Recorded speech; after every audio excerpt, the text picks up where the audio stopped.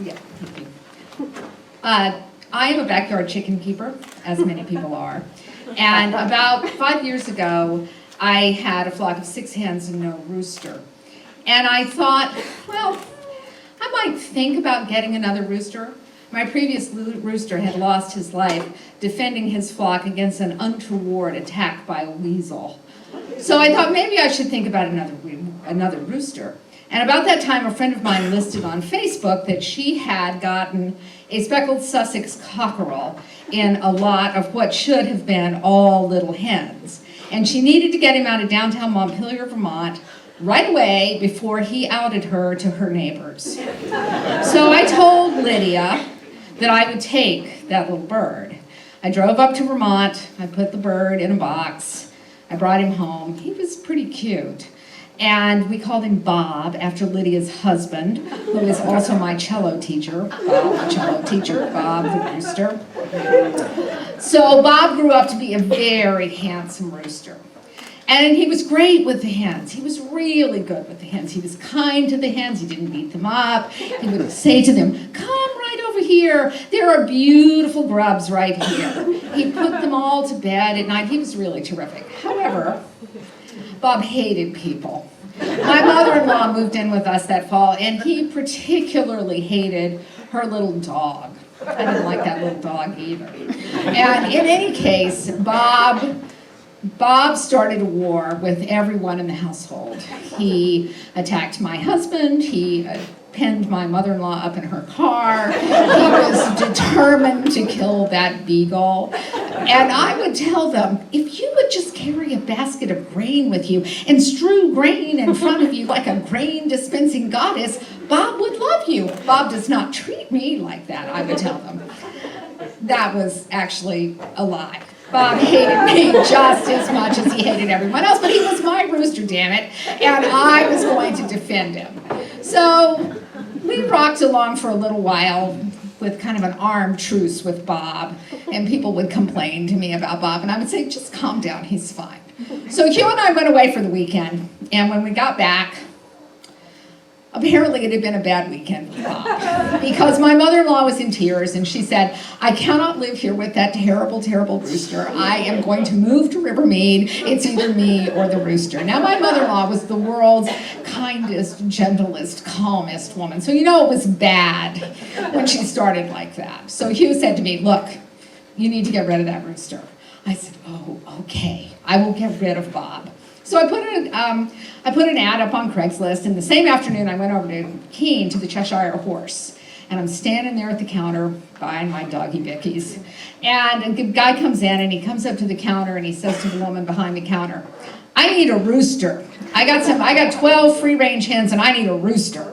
And I thought, God loves you, but I am his favorite. So I went over to him, and I said, "I actually have a rooster that I am trying to rehome. He is a beautiful speckled Sussex rooster. He is really good with the hens, does not abuse them, takes really good care of them, and I would let you have him." I did not tell him why I was so eager to let him have that rooster. So the fellow said, yeah, he would take the rooster. That night he came to the house with a box. We caught Bob, put him in the box. He said, "I'm going to put him in the cab of the truck with us. I'm not going to put him in the back of the truck. I want to keep him warm." I thought, you do that. So he drove Bob away to Richmond, I think is where he lived, far. So all was peaceful at 50 Summer Street for quite a while. About 6 o'clock one morning, I heard a rooster crow. And I thought, no, that's interesting. I bet that's one of the hens who's taught herself to crow. About 6:30, Hugh elbows me in the side, and he says, "Hey, I thought we didn't have a rooster anymore." I said, "Oh, honey, that isn't a rooster. That's one of the hens." 7 o'clock, I went down to the hen yard. I opened the door, 1, 2, 3, 4, 5, 6, and Bob the rooster. Bob is back. It's a drive-by roostering. So there I am. There's Bob, there's the hens, there's my mother-in-law in tears, there's my husband saying, "I can't believe that rooster is back." There's my daughter Frankie saying, "Mom, you should never have let him come to the house to get that rooster. You should have met him in an undisclosed location." Frankie was right. Frankie's actually always right. So in any case, there I am with the rooster. He was about to go to Boston to work for the day, and he says, listen, I don't want that rooster here when I get home. I said, okay. So now I have to dispose of Bob, and he is a recidivist. He's had his chance at glory twice. He has failed. I think it's time for Bob to become Coq au vin. So I try to think about who can help me do this, because I understand the theory, but I've never actually done it. So I called my friend Shelley on the phone, because Shelley knows about farm animals. And I said, Shelley, I have this terrible rooster. We need to do him in. Can you help me? She said, well, I don't have time to help you today, but you know, there's a YouTube video. You can watch it.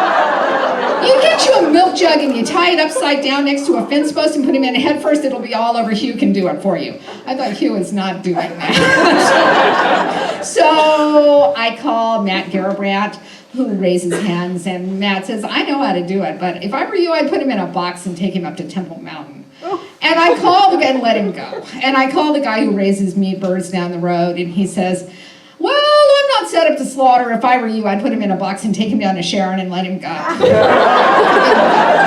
This is a theme, and I'm not liking it. No one will help me do away with Bob. And then I thought, Dan Holmes at Sunnyfield Farm. Dan must know how to do this. So I drive over to Sunnyfield at milking time, because I know that Dan will be there at milking time. And there he is, and I explain the story of Bob and how Bob's a flogging rooster and we need to do away with him, and can he help me? And Dan says, I think that people ought to keep a backyard flock, so I am always happy to help a chicken keeper in need. Here's what you do. I'm going to give you a crate. You take it home. When it gets dark, catch Bob, put him in the crate, drive him back over here, leave him by the milk room door, and your troubles will be over. And I did, and they were, and as far as I know, Bob has lived happily with his harem at Sunnyfield Farm until he was taken away by a weasel, which is what I am sure happened to him. Thank you.